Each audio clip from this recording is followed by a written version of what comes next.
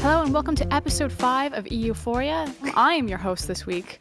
I almost said Daniel Drakos, but it's actually Frosk here. And Drakos unfortunately is sick, but we have this lovely guest, Sjokz. And Sjokz, I actually feel like I'm almost interviewing you for the host position. Yeah. I was like, oh yes, an hour-long interview with Sjokz. Here we go. I do have a couple of housekeeping things to get out of the way though. You can find us on SoundCloud, YouTube, iTunes, and Spotify. We're now on Spotify. We're bigger than the dive. Impressive, yeah. I know, right? Real impressive. And for anyone who is watching this on YouTube, you can follow the timestamps in the description below. Yeah, I think I got everything out of the way. I think you got everything out of the way. I mean, I'm of course not the host of EUphoria. That's actually Daniel Drakos, but he's not here, so this is actually quite weird, isn't it? I actually don't think that I've gotten like a long sit-down chat with you. Like we've worked a couple of events and like have never really I mean, we've been in a bunch of green rooms together, but that's about it.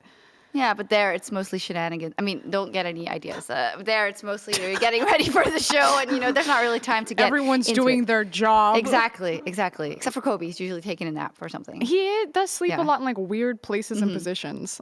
No offense. So like, people are getting the wrong idea what happens in our green rooms. That's fine. That's fine. I do have to do a quick recap of LEC. Yeah. So we had 3 major things happen. Misfits lost to Splice, Vitality lost to G2, and Sjokz lost to Origin. I feel like I should say something good, so I'm going to say G2, still undefeated. You're like, these are the 3 negative things that happened this weekend. But G2 is still undefeated indeed. And things, like, they're very exciting.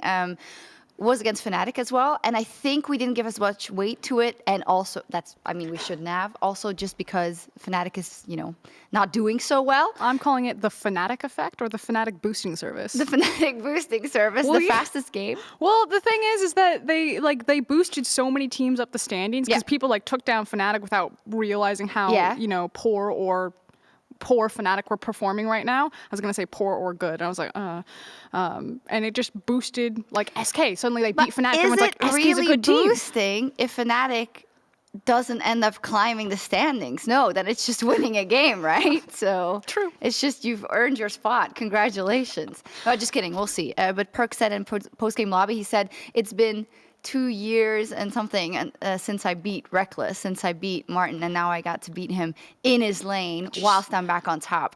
That's awesome. That's a superhero story to me. Look at these skills. You just quoted an interview from like 2 weeks ago from memory. It was Sunday. Doesn't even have a piece of paper. It was Sunday. I mean, I watch you guys like a hawk. I hope you know that. You do your job? No. Yeah. Perfect segue. Yeah. It's very strange, this dynamic of being on like the other end of the microphone as the host, because I can almost like feel this like push and pull in terms of like ask a question. You're very like steering and directing. I don't know. It's just excuse me. I'm like, whoa, Sjokz is very powerful on the microphone right now. No, it's fine. I did want to ask you and kind of like open up this conversation because I feel like you're such a legacy staple. I know that when I got the invitation to come over to the EULCS, now the LEC, I was like, oh, damn, how do you pass up the opportunity to work with one of the best color casters in the world in Martin, one of the best play-by-play casters in the world in Deficio, or quick shot. Quick shot. Sometimes Deficio. Sometimes Deficio, and one of the biggest, most established brands in hosting League of Legends in general in Sjokz. So thank you. I know and Vedius. And Vedius. Well, yeah, I mean, that's very sweet. That's also a lot of praise. I don't know if it's a bad thing that other people's monikers are best color caster and best play-by-play caster, and mine is best brand or It's biggest brand.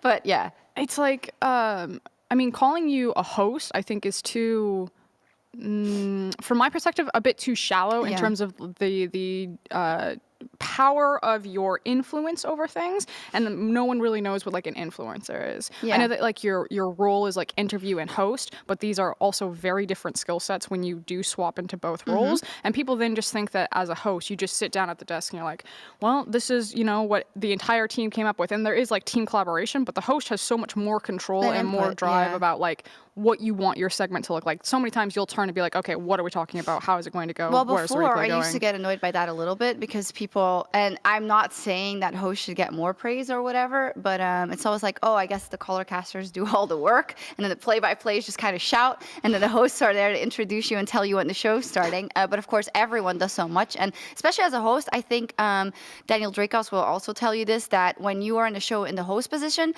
there's so much to be done constantly because you're kind of the main contact point also with the production behind the scenes about literally anything. This is, the color casters want this replay or whatever, and I want to have them sit down and be able to watch the game in peace, so I'm going to make notes from what they say and ask them a couple of questions, but I'll go ahead and then request what I need to. Observing us like we're in a zoo. Yeah, exactly. If someone gets sick or has to go to the bathroom, I have to tell people that as well. There's just a lot to do, and it's one of the most intense roles, I think, especially at events, and I'm sure Dash would say this as well. For something like Worlds or MSI, they are the people who are there the first and always need to do the entire read-through of the entire show, as where color casters, pick and choose some of their games. Not pick and choose, you guys have to do a lot, obviously. But, it's always the whole show and the whole PGL and the whole meeting after and everything. So it's pretty intense, but that's also what I love about it. It's like you feel like you have a hand in everything, and you can really put your stamp and put your mark on the show. So in terms of like the history and longevity of your career, because again, it feels like everyone who watches Europe knows who you are. Can you do like kind of like a brief elevator speech, if you will? Yeah, I can. Yeah. Because it's weird. It's almost like a lot of new people have come in the last couple of years. They just have no idea where you came from. They're just like, she's always been here. Who is that? And I think we kind of all deal with that. But, it's my 7th year now. So I got out of university at 24. What'd you major in? I know, but I'll ask. I have a master's in history and a master's in journalism and a teacher's degree, which is maybe why I do so well in interviews. Who knows? I never thought about it. When I got out of university, I started playing League of Legends, and I started watching Twitch. I saw tournaments, and I was like, this is so cool. I love traditional sports also. I always have. And I thought, this is like sports to me. I'm playing this game, and these guys are so good, and they're winning, and they're doing interviews. I want to write about it. I applied to SK Gaming. I got a position as editor. I became the editor-in-chief after a while for all of the esports that were on the website. And then they asked me to be on camera, and I said, what the hell? No. I'm not the same person I was back then. Why'd you say no? I didn't like being in the center of attention. I tried it a couple of times with some instances in my life, and it was just not something that I loved. I had no idea how to be on camera either, but I was also one of the only girls in the writing group back then, and I guess they thought, let's ask the girl. And but I don't want to like sell them short, because people there like Alex had a lot of trust in me also, and I obviously did a good job. But is it interesting though, like the word choice? Because you back up and you say, I didn't want to sell them short. You didn't say, I don't want to sell myself short. Yeah, it's interesting. You just talked about, I have a master's in journalism and in history. I was then like writing for full time. And your first reaction wasn't like, oh yeah, I totally deserve that, and I should have been. Okay, so let me. Yeah, you're right. It's kind of this whole mental thought process about it. I just thought, okay, for someone to be on camera in esports and in this beginning scene of League of Legends, there aren't too many girls, so I guess they just asked me because of that. But in retrospect, you are actually right.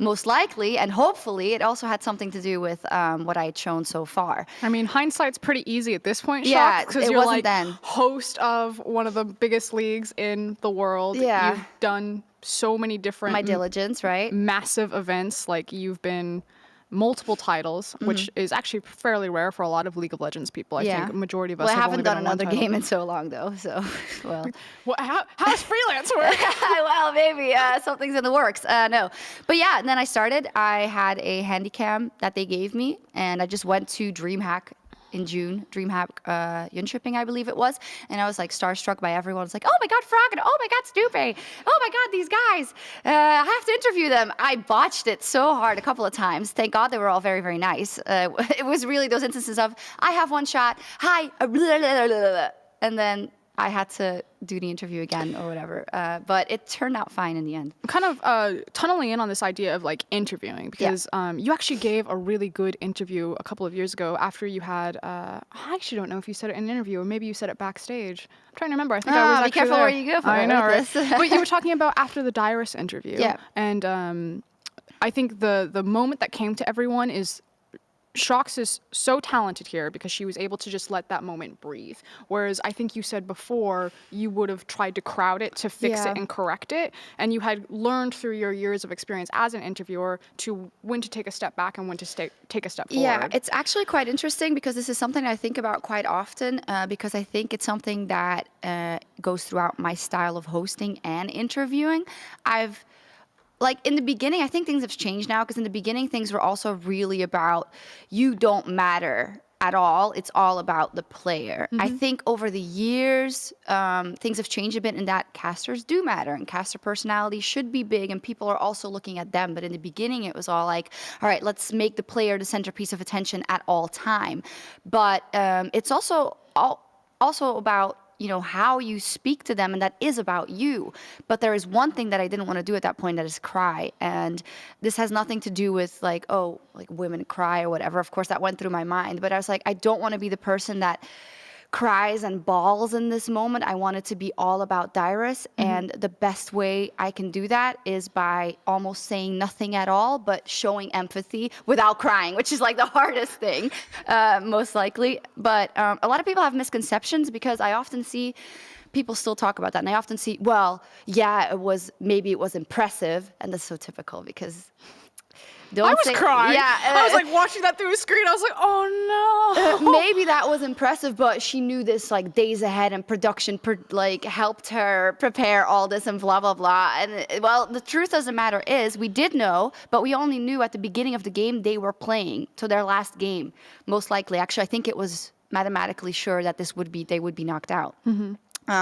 So I got, at the beginning of the game, kind of the note of the producers that was, hey, Dyrus is willing to be on broadcast and just say that he is going to retire and that this has been his last professional game and this and that. And in that moment, Frosk, I think everything changed after that, because I became a lot more sure in myself as well. But I was just like, I'm going to botch this. Like, what am I going to do? You had like a whole 30 minutes to just like sit there with like, oh my God. Like, and I think the only thing I ended up double checking, because at the end of the day, we know their history. Yep. You know, we watch these people all the time for years, you know, the streams of Dyrus, all the interviews he's given, everything. And the only thing I believe I checked was to make sure that I knew how many NALCS titles he had and how many times he went to Worlds. You're on like WikiLeaks? Yeah, like, no, well, we obviously have production. Stats people, right? Because I'm talking to some of the producers as well, and they also just told me, just be yourself, you know? Let's see what he wants to say. And that's how I went into that. I was just like, hey, what do you want to say? How does this feel? And then, of course, it became very emotional. But yeah, I think of that very fondly every probably couple of weeks. I was casting a game. It was IMA versus Team WE for 2016. Most people don't remember IMA, but IMA I do. Because you're very good at your job. Yeah, well, I mean, most people don't remember IMA. Yeah. They went to Worlds in 2016. And that game, it was crazy because there was a huge moment where Team WE were like the heavy favorites. Everyone was a World Elite fan, so we're in this and massive... IMA kind of like hobbled their way into Worlds, right? They had been kind of like sitting mid-tier in the standings, and then they literally made a Cinderella run where they beat Team WE in 2 best-of-5s, one in the 3rd place match, and then one through the regional qualifier to take the last spot. And there was a guy named AmazingJ who used to be the top laner for Edward Gaming. Yeah. He got benched. He wasn't like, his story was just so compelling, and he promoted a team from Challenger back into Pro and then ran them all the way to Worlds in a single split, which we've seen a couple of teams do. But in a arena that was probably 17,000 people who were hardcore World Elite fans, to see AmazingJ win the game, he started bawling. There's a really famous photograph where he's just like, tears are running down his face. He like runs, he jumps into his coach's arms. They take a standing ovation and bow around a 4 because it was a center stage. I saw the VOD. Yeah, and I heard you. I cried during that VOD, and I remember thinking the exact same thing. I was like, don't cry. Why is that? Don't ruin his moment. Because I didn't want to ruin his moment, but I was just like, because rewatching it, I always think back to myself, was it the right decision? Because I actually cut myself off and I point at Rusty. Because what's happening off cast that you can't see is I'm pointing at Rusty because I'm like wiping my face and like trying to get it together and like pinching my nose bridge. And I'm thinking, you know, I almost think I should have said more, because I think that emotion in that moment hopefully would have been able to carry to the audience of like how big it was, especially for like a hardcore AJ fan, because it was just like, it was so emotional. And also just for the LPL, it was a big, it's like those moments that, I mean, I had it at Worlds last year and I did not see it coming, but you know, I arrived in Korea and I didn't have to interview yet. Avali was doing the interview, so I was watching from the hotel because I just flew in, and then Vitality does all these crazy things, and I was just RNG. like bawling my eyes out and stuff like that. And it was weird because on Instagram I did post it, that I was so emotional and What stuff. was the perception? And people are like, oh, look how excited she is or how happy she is. This is great. And then there's a lot of, well, biased or whatever because It's crazy. Yeah. Kobe cried. Yeah. And he's that famous moment when Cloud9. Is it Cloud9? Yeah. CLG and MSI as well. Yeah. Oh, CLG and MSI, Yeah. but the most recent one was Yeah, the C9. Cloud9 one, and the sentiment was, and not saying that this is the disparity between men and women, but No. it's just very interesting in that, you know, there's multiple instances of like how to approach emotion, and Yeah. you know, Kobe himself also like took a step back. I think the camera's on him, like takes his glasses Yeah. off and like dots his eye and then puts them back on and like tries to like clean himself up. But I mean, yeah, it shouldn't be, and I won't say that it never crosses my mind. It definitely does because there are going to be those people that say, oh, look at that woman crying or whatever. But I don't care about them in the end. Like, I care more about the moment and approaching it from like an objective and journalistic angle. But in that, I think it's fine. We're allowed to be emotional about these things, like Kobe is when C9 does it. Like, I cried almost when I did the interview with Yamato, and these guys are doing something that's larger than life, and you talk to them. In your case, you follow them for years and years, and then you see this team being upset and these guys doing something that you never expected was possible. You know, I think we can have all the emotions we want. And if there's then a couple of people that say biased, we know that's not the case. And it's only a normal reaction, and we shouldn't be robots. It's also in the sense of, you know, when bias can be powerful. Yeah. And it's just so much of the fact is that bias is an umbrella term for just like everything negative, and people just like throw it around, all these guys are biased, da, da, da, da. But like at the end of the day, without bias, you don't get those moments. You don't get Kobe having this revelation when Cloud9 win, like a guy who's spent almost his entire adult life like behind these guys. And the fact of the matter is like why it's so strange. Esports is an industry because there's so few people who have moved horizontally from traditional mainstream. I mean, you're actually probably super rare in the sense that you have at least like a journalist background to then go into interviewing, because most casters are like, I studied psychology. But let me ask you, oh, you did? No, well, that's oh, okay. Yeah, but that would have also been helpful. Let me ask you, because it's this debate also where people are like, well, you guys are casters or hosts or analysts or interviewers or whatever. You have nothing to do with journalism. And I'm like, that's not true. There are definitely a lot of qualities that have to be used in all of these situations. You know, from the way you use your source material to the way you speak, to the way you ask your questions, to the way you're objective in the right moments, you know, handling the bias and the awareness of it and everything. And I sometimes think people are being undersold. And of course, we're not investigated journalists in that sense of the word, but to say that we don't deal with any of these issues, I think, is a load of crap. You know, we're constantly teetering on that line of, you know, messaging and I don't know, broadcasting, of course, and getting the right things out there and trying to get the most honest and fair things out there and being critical in the right moments. So how many times do we have to have a discussion in like story meets of, are we being too hard on these guys? Are we not being hard enough? What's the type of messaging that we want to go? Every time. And we can't just like sit up there. This last Fnatic game, Fnatic locked in that draft, and I think what I exactly said was, what a dated draft and meta read from Fnatic. Yeah. And internally I'm thinking like, what is this draft? But on mic, you're like, how can I say this? I can't just be like, Ornn, Thresh in the same rotation. That seems like a waste. And people be like, oh, why don't you do that? Well, because A, Fnatic are a massive brand. Yeah. B, when I go and get meals, I'm eating meals next to the players. When I go and get makeup, I'm getting makeup next to players. When I was hyper nervous at the world's finalist stage and I was like falling down, Reckless took his time, turned, it was like, are you okay? Like, I see that these guys are more than just, you know, I work with them. What you see on stage, yeah. And it's like, their brand is just as important as like my credibility as an analyst. And that doesn't mean that I ever want to sacrifice that, but you have to find that Do you think you did in that moment?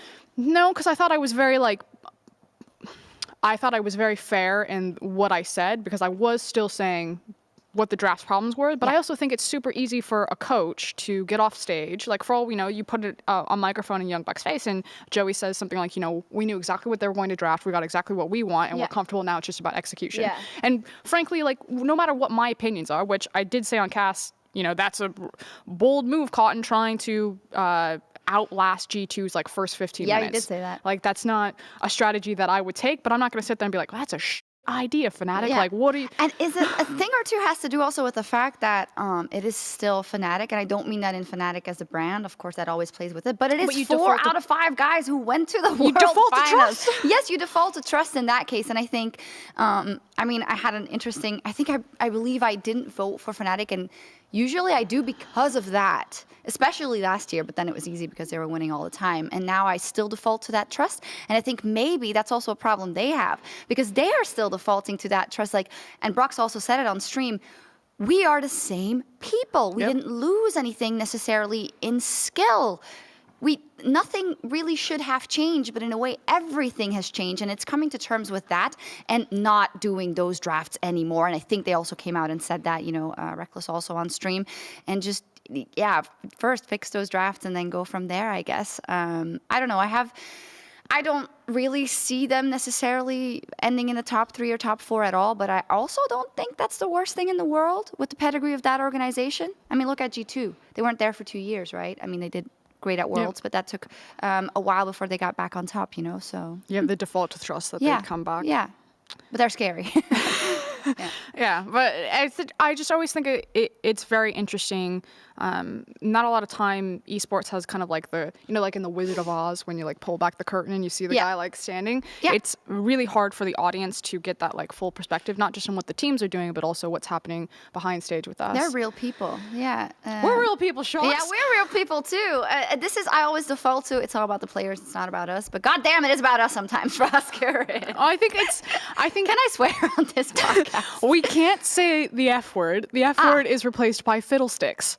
Yeah. So if you go for that one. I don't usually say that word.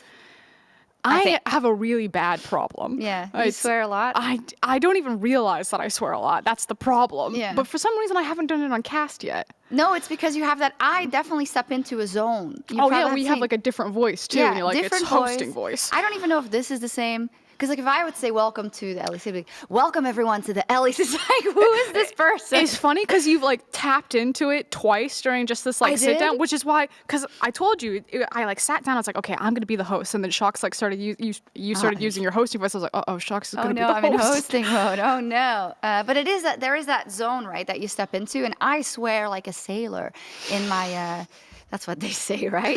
In my normal life, to the point where I sometimes think, what is this? And I almost feel like it's a counter reaction to on air, we're always so, like, squeaky clean. Yeah, buttoned up. And that's not a bad thing at all, because I think if you say fiddlesticks, fiddlesticks, fiddlesticks 7 times, that just also takes away from your point. That's also, by the way, something we tell the players, because there's often this misconception that people are like, wow, Riot must have tapped him on the fingers because he swore in an interview. No, that's not true. Laugh. That's not true. We laugh. And what we do tell them is, hey, we're not trying to cramp your style in any way. Please talk the way you would talk, if you know, and how you can convey your point at best. But just know that if you do say fiddlesticks 7 times, that might take away from your point. You know, that's all.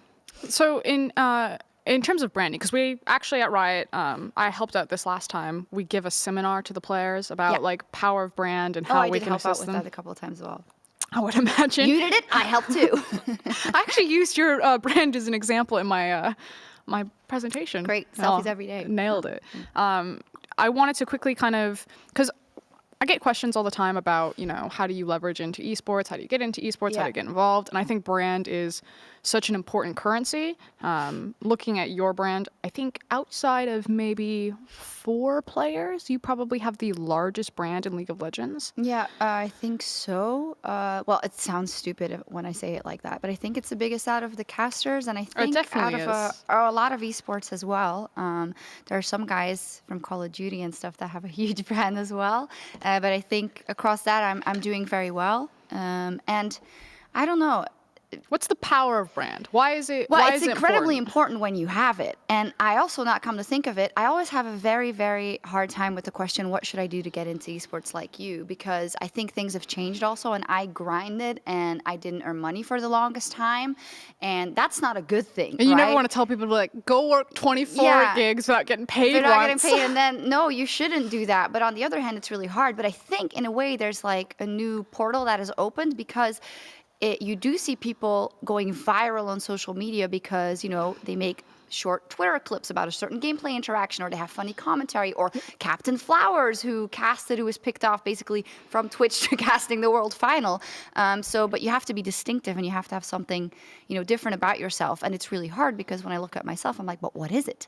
I don't know. I think maybe it's that I've always been myself, and I think casters nowadays, myself on social media, something that you wouldn't see on broadcast. Yep. And I think casters nowadays have found that much more important. I think Verius is a shining example of, he just, he makes his Instagram videos, and he shows who he is behind the camera, and he shows his funny side, and not everything that can always, he did just do Flexius, but you know what I mean? And I did that from the beginning. From when I had like 10 followers, I would make a silly video, or I would do this or that. Is there a turning point when it goes from like, because I know Verius is struggling with this right now, that fine line between like cringe and humor, and like writing that into a brand and a personality and a package and an expectation. Yeah. Did you ever find that while you were in your the early days of your dolphin impressions, that they weren't well received? No, now they land every time. If there's not a lot of people that follow you, you'll probably say the same thing.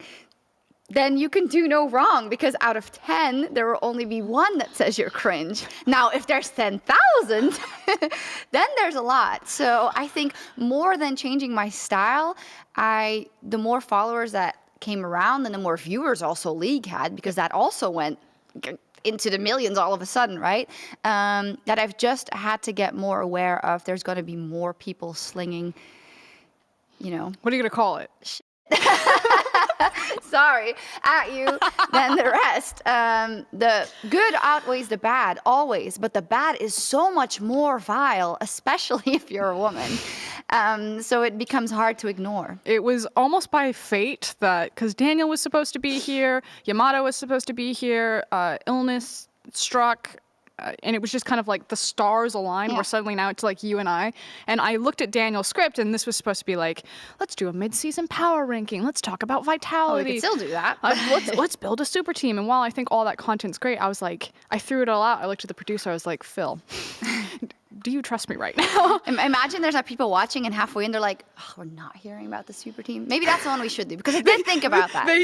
They're like, oh man, if I can't have Caps, Yankos, Mickey, and Perks and Wunder all on the same team, then what? Oh wait. But at some point, I wanted to ask, what is it like being a woman? And I think that, or a woman in esports, and you just talked about kind of some of the backlash or that line that you ride in social media. So when you talk about it being so much worse, because I think a lot of people will say back, everyone gets hate on the internet. Yeah, they do.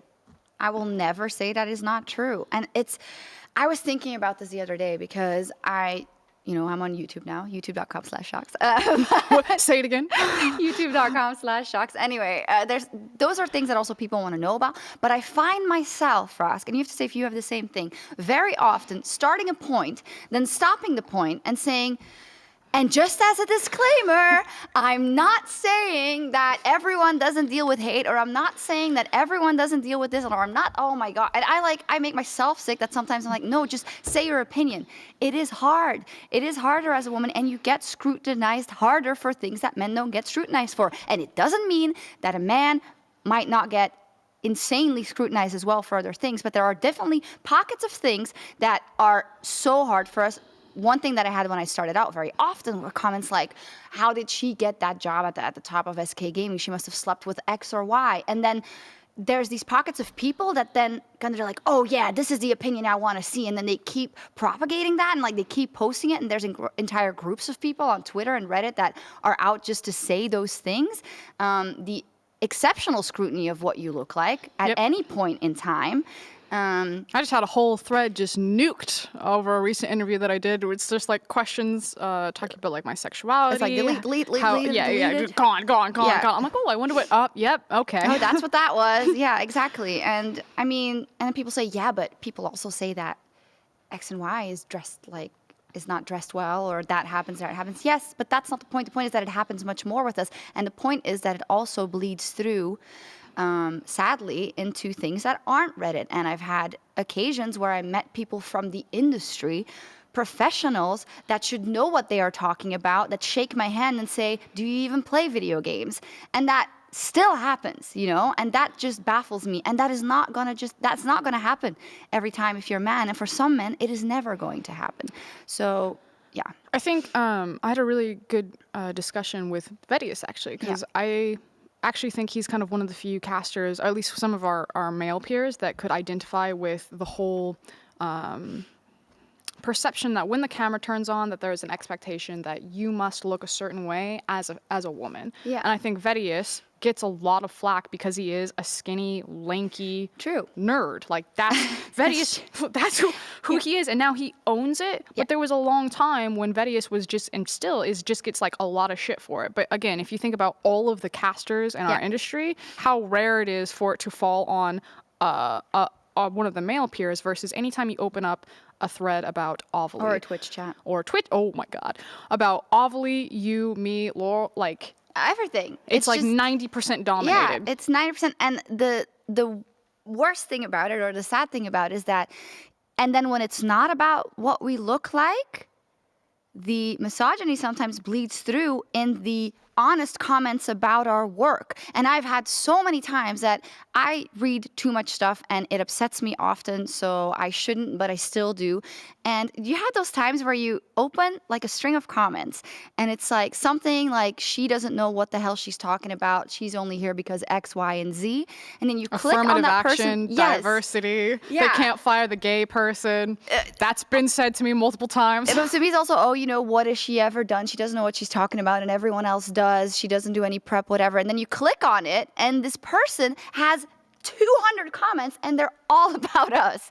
And I mean, that should make it easier to discern, but it sometimes just makes me really angry. So what do you do when someone then goes, well, Sjokz, you know, ignore it, like move away from it? I don't agree with that necessarily, and I've said this a lot of times, and well, there's two sides to it. The one side is I think we're public figures, and we are in this position, and you know, people say, well, you're a public figure. And like, I didn't set out 10 years ago to be a public figure. That was not something I thought about. That is just something that happened. But that doesn't mean it's not the way it is. It is the way it is, right? There's a lot of people that want to tell us a lot of things. Fine. But I think I went to therapy for dealing with a lot of these things. For instance, I'm in therapy right now for it. Exactly, I should go back because Jesus Christ. No, I think, you know, you need to equip yourself and know that you are a target, and I think that comes with the territory. But I do not believe in ignoring everything and not setting an example at times. And people say, "Why are you giving this person a platform?" And I was like, I don't care, because his or her life is still. That he has to tweet something like that, I'm sorry. Tweet something like that, something this awful, something so vile. But I am going to make an example of it, because I don't want to shame this person, and often I blur out the names as well or whatever. I want to say this is what happens, and it shouldn't, and this is how it, like, this should not happen, and this is wrong. And I think if I even changed one person's mind, then that makes sense. But I'm not going to sit here and let it wash over me all the time. Yep. And I'm a pretty positive and upbeat person, and I think you are more... You go in much more, right? You quote them a lot, and you're like, screw you. Like, because I totally understand where you're coming from. I think that the age-old mentality of don't feed the trolls is a bit outdated. I think it depends on what scale you're on. If you're on like a massive corporation scale and you're dealing with PR to the size of like a major company, a major company, then that can be a much more valid strategy. But when you are dealing with personal and professional brands, social media has evolved to such an extent so quickly that the line between personal and professional, especially in our industry or tech industries in general, is so very thin. Yeah. And I've had so many conversations with either peers or, you know, people in the amateur scene or people aspiring to get into this industry that have dealt with, even in a very limited basis, like, oh, you know, I just started streaming. I had like 50 streamers, and now I have like 5 stalkers. Yeah. And they found my Instagram, they found my Facebook, they doxed me. And it is such a prevalent problem, and the age-old mentality of like just ignore it doesn't work, because even no matter what scale, especially if you're on the bottom end of the scale where you're just starting to start and start snowballing up, you can't walk away from your biggest purchasing power, which is your brand. Exactly. And the only way to increase that is the social media footprint. So how you deal with it then, you talked about like building up strategies, whether that's going to therapy and finding, you know, like coping mechanisms on how to separate work-life balance, or blurring out their names and saying, or not diversifying, but like saying this is a problem. We need to not normalize this behavior. Yes. When you see this, you need to call it out. Or in my case, where you just like say that to my fiddlestick's face. I think it's like two women, and we've sworn more than any of the guys combined ever on this podcast. We're doing well. No, I totally agree. But you said it so perfectly. That don't feed the trolls thing, that is outdated. I think we have, and that's always the question, right? What kind of responsibility do we have in anything? And some people say nothing. I'm just here to cast or whatever. And I think that's fine. That's your opinion. And I struggle with that very often because I often think, should I be doing more? And what can I do? But I'm definitely not going to let them walk all over me. And I think what works really well for us, and I hope for you as well, is that, you know, when you read something like that and you look back and you're like, that is not going to make me doubt what I have shown so far. But it is frustrating that it's my 7th year and I still deal with things like this. You're as long, I think, 6 years almost, and you still get things like this. And I can only imagine what people like Laure and stuff are going through because they just get the brunt of it. At least we started, and it started out being small, and it grew, so we could every step evaluate again. Okay, more people are here watching, so there's going to be more of that noise, right? But for new women coming in, and I think that also works generally for anyone coming in, but especially new women coming in, it's very, very difficult. And there's just a lot of vitriol, and it is very hard to navigate early on because you are looking for people they are the viewers and they are the most important thing. So you have to please them, you know, they have to be happy with what is shown to them. And it might not be completely their cup of tea, but a lot of people just, oh my gosh. I was having this discussion yesterday with one of our producers, or the other day, where, because that statement, you know, they are the viewers, and I agree, the audience is so important. Yeah. And how many times in conversations that we're like, well, what do the fans want? What does the audience want? What are they thinking? What do they feel? Because we don't want to be disconnected from them. But my producer asked me, he's like, you know, why are you in this industry? Why do you like doing what you do? And he said, is it for the audience? I said, like, fiddlesticks, no, it's not for the audience. Like, as much as some of the interactions that I've had with the community are good, so many of them have been awful. And the real reason why I love doing what I do is because I love the player stories. Because when I see AJ win, I have an emotional reaction to cry. When I see like Vitality take down RNG and you just see how happy Jizuke is, I have that like, yes! I think when I saw in the cast, nothing like it.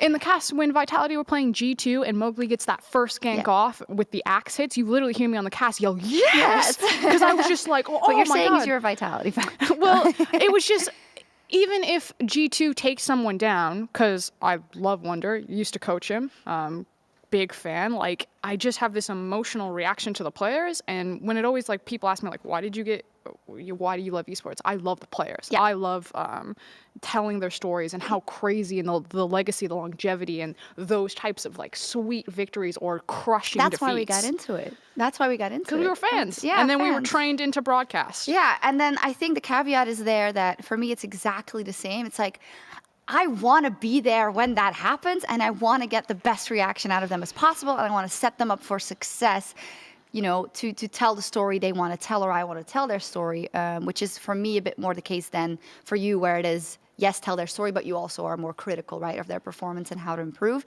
But there is that other side, which is, in the end effect, I also want to convey that to the viewers again, and I want to have them have that same visceral reaction, and hopefully I've done them proud. So I think it's as you say, it's about, we love this job, we would go to the end of the world for it, which we have, and you know, we love the reactions of those players, and we hope that the viewers can feel the same thing, and that's what we work our butts off for. Sjokz just used a hosting technique where she listened to what we said and then she recapped and put a conclusion and like broke down. Did I really do that? Yeah, you did. I mean, thank you for saying that, because people always ask, you know, what makes a good host and this and that, and you can't put it into words until you do it. But when you sit down at it with a podcast, like, you could feel it happening. Yeah, exactly. My time to lead. No, it's fine. Kind of flipping back to this idea of, you know, the social media and the vile comments. Where do you think that comes from? I don't know if you've ever talked to one of those people. That sounded really bad. You know, one of the people that writes the vilest comments. I mean, I've gotten like so many rape threats. Yeah. Well, you can't. I don't talk to them because they don't deserve it. I don't talk to them, but they just it's like a billboard. Yeah. I mean, but this is also the kind of thing that when people say don't feed the trolls, if someone is going to be sending me rape comments and also implying that they know where the studio is and stuff like that, that's getting reported to the police. Like, don't, whatever. But there are also these people that, they write this, they're clearly educated and they know what they're talking about and they write it in such an eloquent way, but it is such a diss. Like, they write a sentence that is, you can read it and it's beautiful and doesn't have any grammatic errors or anything, but it is just like slinging mud at you at the end of it. F you. Yeah. No, but you know what I mean. And I've often gone in conversation with those people. It's like a tweet and you're not tagged and it's like, wow, I'm really happy that the broadcast has come so far and they've improved in so many ways. Too bad that the Sjokz post or whatever is still living in 2012 and can she stop burning people? And it's like, I stopped burning people for 2 years because I did it too much. And I wasn't even burning them. I was telling them when they lost that they lost. It was really not that bad. You guys just were so apparently very shocked that someone was telling it like it is. But I've often gone in conversation with some of those people. And I've then had people walk up to me at events, go to shake my hand and be like, I really used to hate you, but today you were okay. Like, as I'm in shaking the hand, I'm like, whoa. It's like, do you have the responsibility to change their prejudice then? Because why did they hate you when they hadn't even heard you? And then they've heard, like, now all of a sudden they like you. What has fallen away and how have they listened now for the first time clearly? Or is it just because they're meeting you and... I don't know. Maybe I just had a really good day, Sjokz, and all those other days I was actually just really at my job. That could also be the case. 100% correct. That could be the case. Mm-hmm. I think it wasn't, but yeah. But sometimes how you talk to people and then you could have a really good conversation with someone whose first comment was like the worst comment you've ever read. And then you talk to them and then it goes like, oh, I hadn't looked at it from that way. Actually, yeah, I respect you. I appreciate you. And I'm sorry I won't, write that anymore on the internet. I realized I was wrong. I'm just going through some things right now. I'm like, yeah, a lot of people just, the internet, they just vent and we're easy targets in their eyes, I guess, but we're not. I guess it just feels so bad because, I don't know about you. I'm going to assume that you probably had a similar springboard into this industry where I was a Redditor. I spent a lot of time on social media, on forums. I was like right there in those comments. Like, I was a fangirl. Yeah. What's this team doing? Yeah. What is that draft? Da, da, da, da, like armchair analysts. And so then it just feels bad when you feel like your own community turns around and is like. Yeah. But it's also part of the job, right? And I think one of the things, and I believe we talked about this also with LEC, is that, and also with EULCS, throughout the years we've fallen into these, like, we're doing really well, and then there's this big thing that we're doing wrong, like the Legacy Kings narrative and all that. And then after a while, we're like, oh, we have said that a lot, but people wanted more narrative. And then you have to rebalance and find everything. And we're constantly doing that. And that's also a sign that people care and that things are growing. So I always take that with a pinch of salt and that this is a good thing. It just sucks when you just come off a show and you think you nailed it. And there's like, it was the worst I've ever seen. But you need to you need to rebalance things after that. I think it's about distilling the information. I think we have this conversation a lot that the vocabulary isn't always correct, but the reaction and the emotion, like obviously something was wrong there. Yes. So even if they say X, we need to figure out, okay, so they're saying X, what's really wrong is Y. Yes. But that doesn't mean that the negative emotion itself is necessarily wrong. Yeah, exactly. And then distilling that and using it as a resource. No, I agree. And I think for as much as we always say, it doesn't matter what the Reddit and Twitter say. Of course it does, because at the end of the day, they are the guys that watch our show from start to evening every single time. And even if they don't articulate it in the best manner, if they're onto something, they're probably onto something. Yep. We ready for Twitter questions? Jeez, 46 minutes already. I know. Yeah. It feels like it's flown. So I left this to the Twitter questions because people asked this, and so now I don't have to ask it, and I can be on Twitter. It sprung on me completely, right? Because I was in the taxi here, and first Daniel messaged me last night. I built my super team, guys. Yeah, I did build my super team. I hope someone asked it. But last night, Didi was like, first, I didn't check my emails on the weekend. So I slept until like 11 yesterday, because I had my flight after that. And DJ's like, did you check your email? You're on EUphoria tomorrow. And I'm like, yeah, no problem. All good. Like, yay. I'm like, I'll be tired. It's going to be a little rough, but I like being on EUphoria. This will be an easy day. It's what Yamato and Drake goes, easy. I just had a hour-long sit-down with Yamato last week for a pilot where we shot, so I know everything about them. This is going to be great. And then Phil, the producer, I get here, he's like, it's just you and Frosk now. Let's do it. But it's actually been very nice. So. Oh, you don't have to. It's fine. No, it has. Oh, perfect. Yeah. Okay. So Twitter question. We got Halko, and I basically just asked, what could you want to ask Sjokz? I think I said the mighty Sjokz. Ask her anything. So you have sorry to stop that, by the way. that I did just an impromptu Don't put me AMA on for this you. pedestal.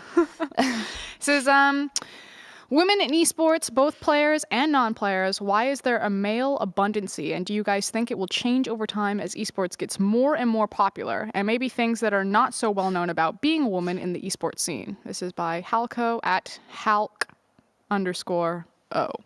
There's a couple of things there, because something that I always jump on when people, because I think it's a good thing that we keep questioning why there's not more women or just more diversity in general and every facet of the esport. Like, as he says, both as players, as people behind the scenes. And what I always say is, you should walk backstage at a show. Of course, I've mainly been around League of Legends, but there are so many women. Yep. There are so many women, from a producer role to the makeup to the sound engineering to the casters on air. Our refs. There are so many. Our refs, like, there are so many women everywhere. So I know that we still have to ask that question, because it's always good to be more. But there is a lot of representation, and great representation, I think, behind the scenes, but less on the scene. And I think he makes a great point there, he or she, saying, is there information that's going to come out as to why that is? And I think that is very important, because I think there are many reasons why there aren't pro player women. That is not something you can just put our finger on. And of course, there is a lot of prejudice and there's a lot of problems there. But I also just think there has to be studies about the dynamic of having 6 18-year-olds training day and night, and then bringing a woman into the mix where you've been 18, where you're still growing and you're not, you're still evolving and all of that. So it's not easy, I think. It's a really hard dynamic to get right. And I think a lot of organizations also don't want to take that risks necessarily, but I think we should look into that, and there should be studies. And I think if you're, a parent, it's already hard to say, oh yeah, you go off and be a pro player and be in a house. And but now away live from in a home house with 18. With 8 guys or something. I'm sure that's not an easy decision to make, and I think those factors need to be researched more, and then hopefully we'll see a change. The other thing is also population. So if we have 100 professional players, let's say, in League of Legends, and let's assume that 10%, I have no idea what the actual statistics are, like 10% of our player base is identify as women, then out of 100 players, chances are you'll maybe have 2 professional. Yeah, that are that master level or whatever. Yeah, for so sure. And that also have to want to be professional, because I mean there's also stigma, right? By in general, statistics, like of the demographic that you're working with, it makes sense that we would only have, I think, Ramelia is the only female professional player who's like risen up and then popped back down. So there's also, and I think when it comes to casting and all that stuff, there is the glass ceiling. The people that will think you are less than you are and you don't deserve the spot as much, and the comments that are so vile, you only got it because you're a woman. It's all there. So that's also a factor. So I think all of that together is reasoning why. On top of that, because I think a lot of people will say, oh, they're blaming, outside factors or whatever, when it's just that there isn't that many women. And also there just isn't. There isn't, as you say, as many women that play still, right? And I think in League of Legends, we don't have exact statistics, but it's not 1-to-1. My mentality is always that, biases hit at every single level of industry. And this isn't just talking about like sexism biases or misogyny, but I think it's much more prevalent at the bottom level. Yeah. So think about things like all women are support players. Like that's pretty, most people just kind of joke and laugh about that. I am a support player though. But that's fine. Yeah. But I'm an AD carry player. So we have a sample size of 2 here. And it's 50-50. I also play mid. There you go. But Lux only. No, just kidding. And people be like, oh, they've gone too far in terms of like PC culture. But I always try to pull people up on that. Because, support, when they say that, they are not meaning it in a compliment. And it is meant as support is the inferior role it's easier to play. And then people will like try to twist, but like Mata, one of the greatest players, is a support player. So it's like, no, when you said it about women, that's you not very what specifically meant it that's in this not type what of meant. way. Yeah, exactly. And that in itself, I frankly think is a pretty sexist remark. And most people wouldn't read it that way or then try to debate it. And I think that's part of kind of how we're in this current climate in gaming and in League of Legends specifically. And so when you're a woman or identify as a woman and you're trying to play League of Legends, it can be really scary to let anyone know that you're a woman because so many, if like that's such a mainstream one, now imagine the fringe comments that you're gonna get. Yeah. I've been told I should get breast cancer and die. Like, just no, it's awful. And the kind of stuff you get is like you can't even you would never think it. Like, you don't think anyone around you would ever think it, and they write it on the internet, or even worse, with open voice comms. I never play with open voice comms in games. I never do. I just don't like it because you never know what you're going to get. There was a video, I think, just the other week of someone who recorded, she was a streamer, I think she streamed Fortnite. I'm not sure, but she recorded a lot of that, you know, she got, and the things people say, it's just absurd. And sometimes it's as a joke, yes, but if there's such an ocean of things, because I definitely have humor, and I can often, you know, I can see the humor in a lot of comments that are meant as a joke, but that are a bit wrong, you know what I mean? But there's just a sea of things that are actually wrong, and yeah, it's sometimes hard to see the forest through the trees. Next Twitter question. Ooh. From, I can't say, Barento Raz. It's from Raz. What is her goal for a desk segment, and what has she gotten much better at to add to a post or pre-game desk? So I think what Raz wants you to do is kind of break down for the audience here, like when you're approaching a pre or post, how are you organizing it? What are things that you're looking at? And like pull back that curtain. What does a host actually do, Sjokz? What does a host actually do? Well, the most work actually happens in the office before we do the show. We have these meetings on Tuesday, which is where most of the ideas originate, I would say. And the host takes a leading role in that together with the producers, I would say, to kind of set aside some of the topics. And then the color casters, and of course everyone has a voice, but it's mainly the color casters on the analyst desk that have the points they also want to talk about.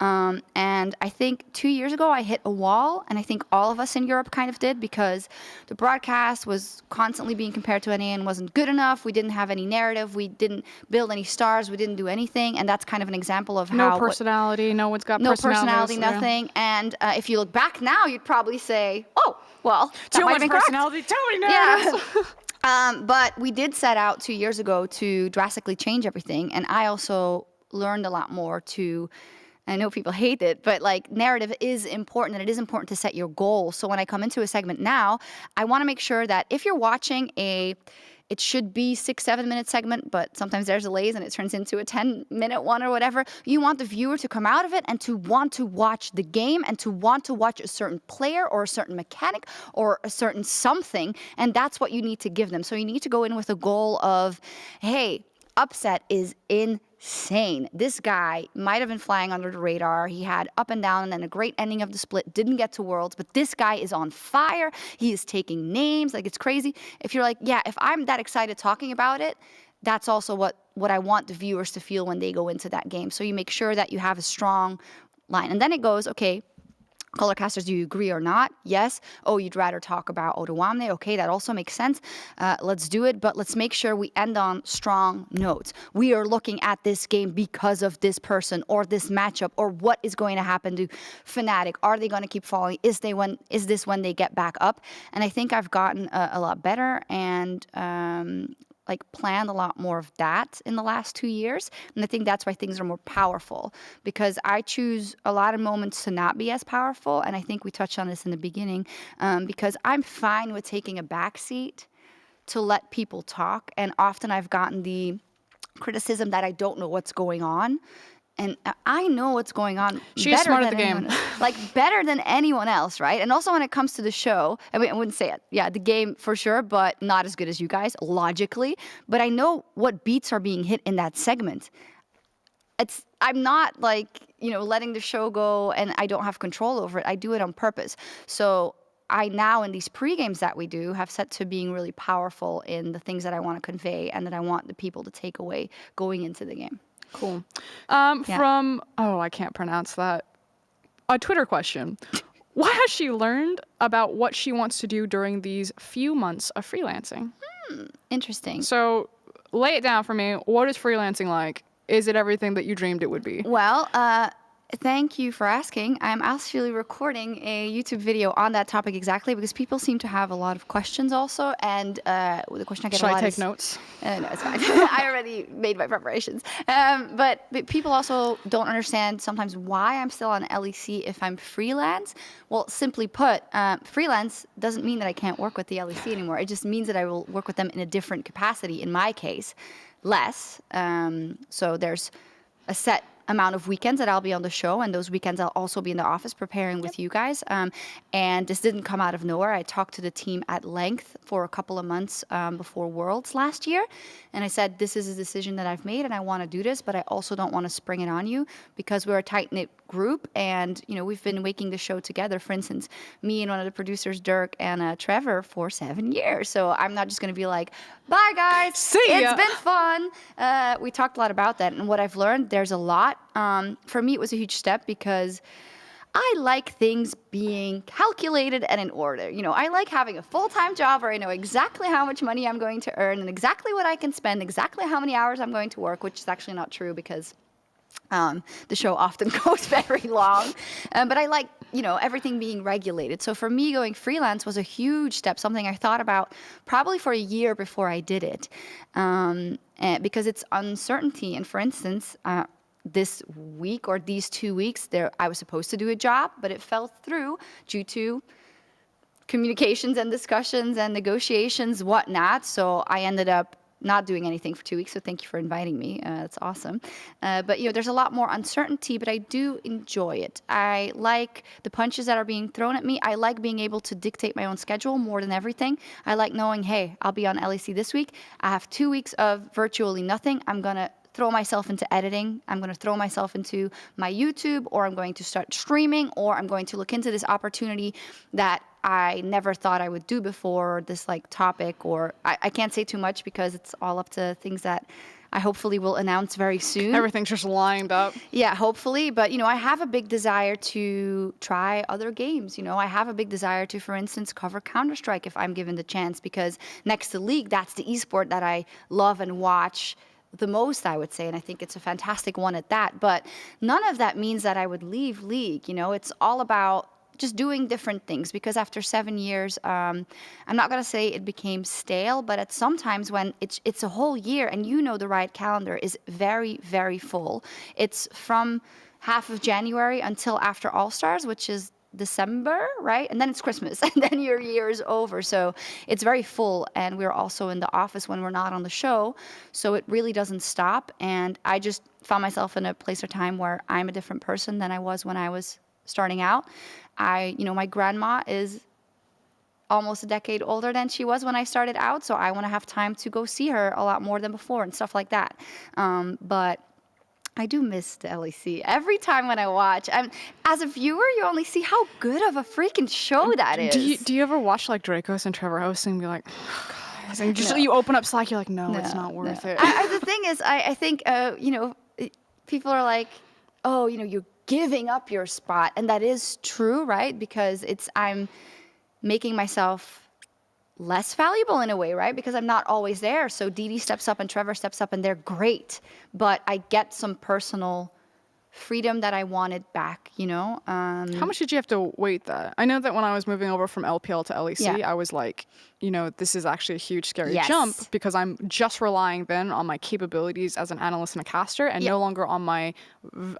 You're part of the furniture, right? Of my value of being people look, so what's happening in China? And I just stand up as the one person and be like, they're winning!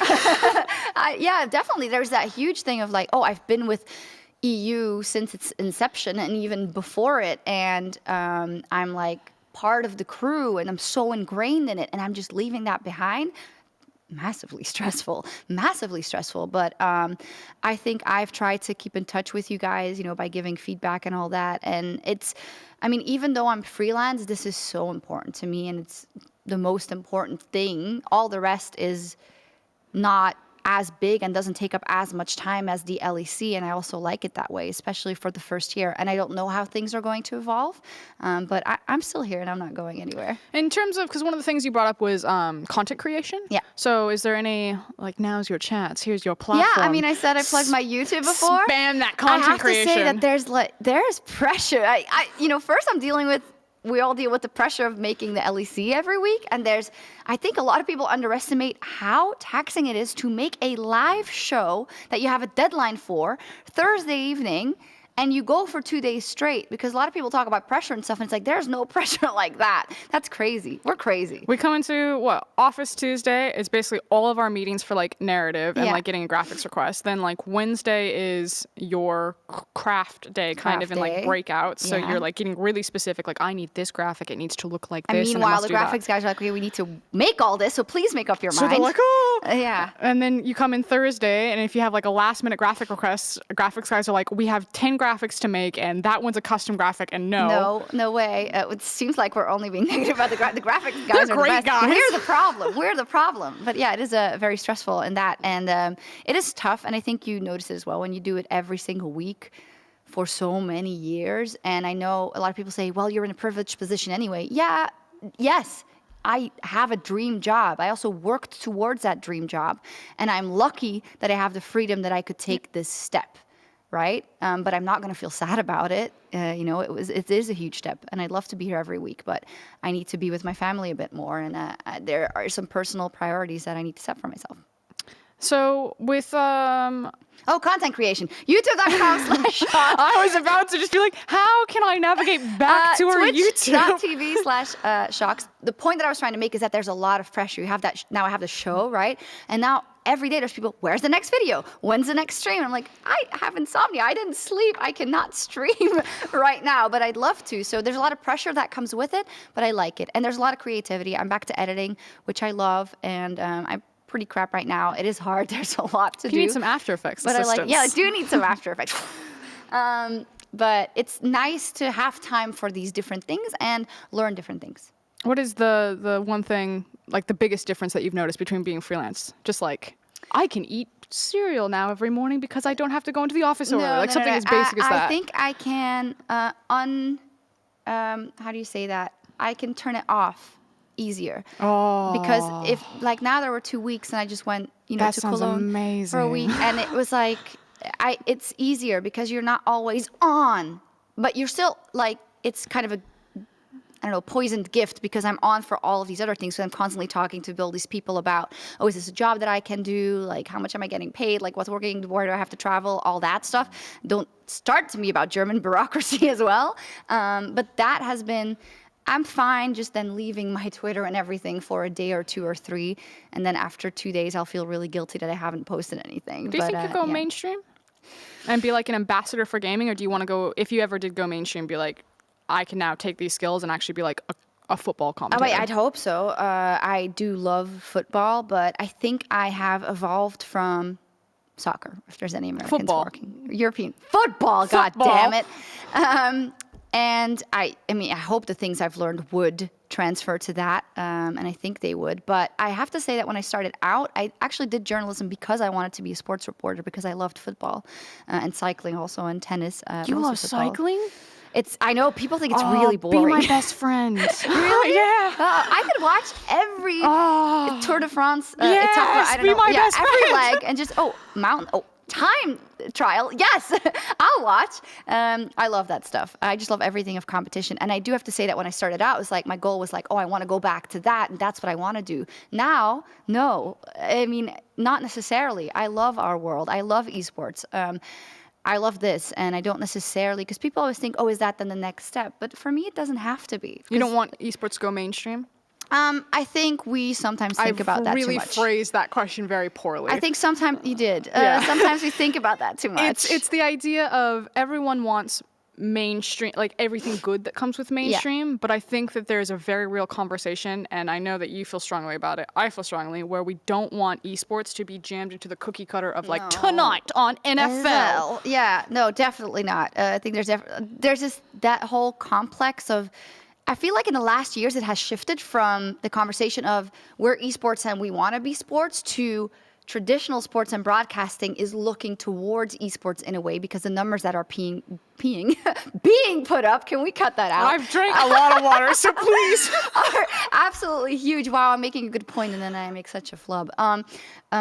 To a movement where I've definitely been of this instance for a long time, that I want all the good, as you say, like I want things to be professional in every which way. Stability, sponsorship, money, even like surrounding the team with like infrastructure. Yeah, infrastructure, all that. Yes, but I don't think we need to even be in the Olympics, and all the things that are good with that would be great.